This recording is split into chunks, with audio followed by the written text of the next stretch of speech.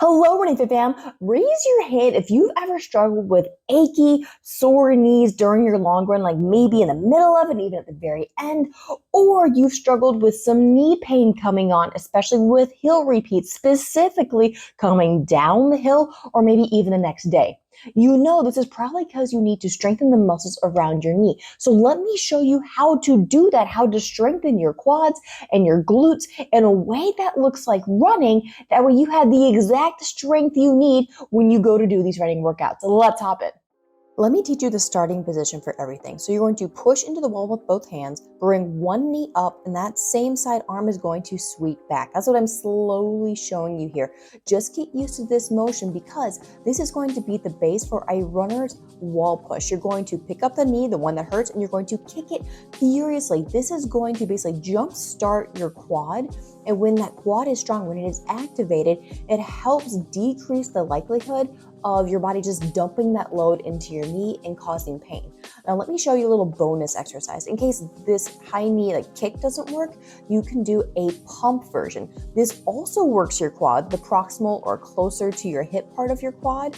This can also help decrease knee pain as a running warm-up, depending on what the issue actually is. Now the last one, be cautious with this alternating high knee. I'm showing again slowly and eventually going to very quickly snap one knee up, switching sides with the other leg. Now, a lot of runners are going to focus on fast high knees because that's what you can look down and you can see. But I want you to focus on a soft landing because when you land softly, your leg absorbs the energy and you decrease the pain in your knee. So proceed cautiously if your knee's kind of tender right now.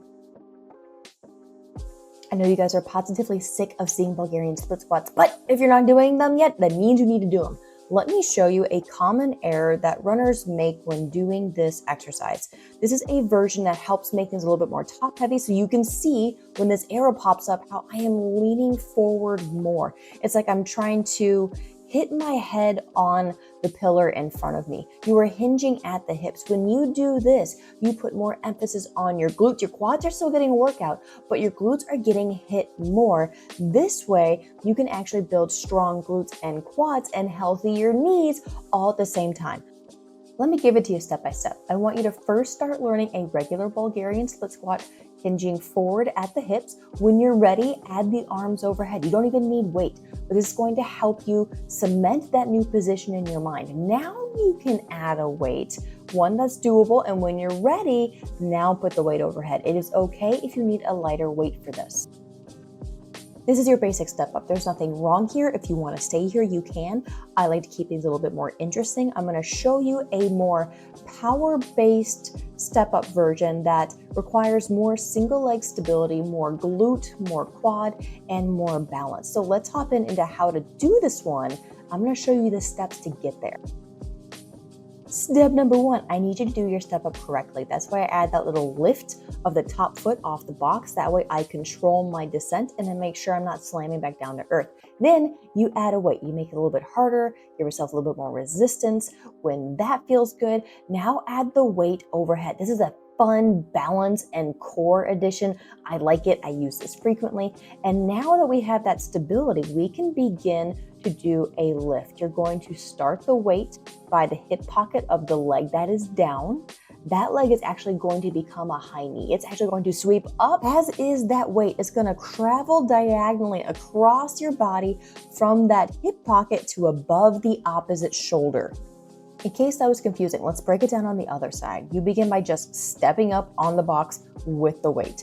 When you're comfortable, you're going to start sweeping that weight up across your body. Remember, you start at the hip pocket and you end up above the opposite shoulder.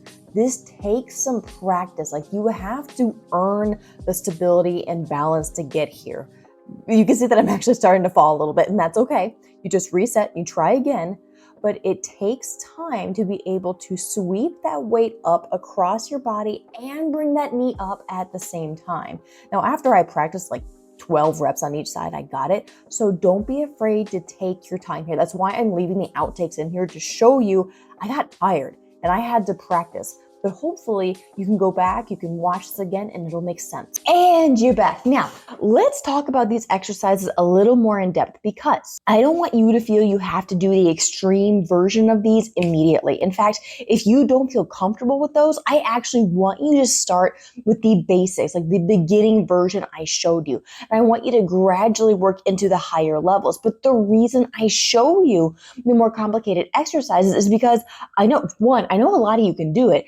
And two, if you stick with these, even after, let's say, 3 weeks, 4 weeks, where you just add one little piece at a time, you will find you are capable, you are able to do these harder exercises that help build greater strength, because your body adapts a lot better than you think it does. I'm gonna let you in on a little secret. Sometimes I have to skip my strength training for a couple weeks. I don't love it, but life happens, and I'm going to admit it as a physical therapist and a runner. I am not perfect. I find that I can probably sneak like 2 weeks along without doing strength training until that third week comes along and I can start to feel it in my knees. I'm on a long run because I'm running on more pavement that week, and I start to ache. They get fatigued a lot faster. So keep in mind, are these things you feel too? Do your knees just feel tired quicker, more often? These are signs that you actually need these exercises, and you need to keep doing them in the future, even if it's only one time a week. Because trust me, it doesn't sound like much, but even one time a week can make a huge difference. So if you made it this far into the video, there's something I need you to do. I need you to subscribe so we can hang out more often. And until next time, Running Fit Fam, dare to train differently.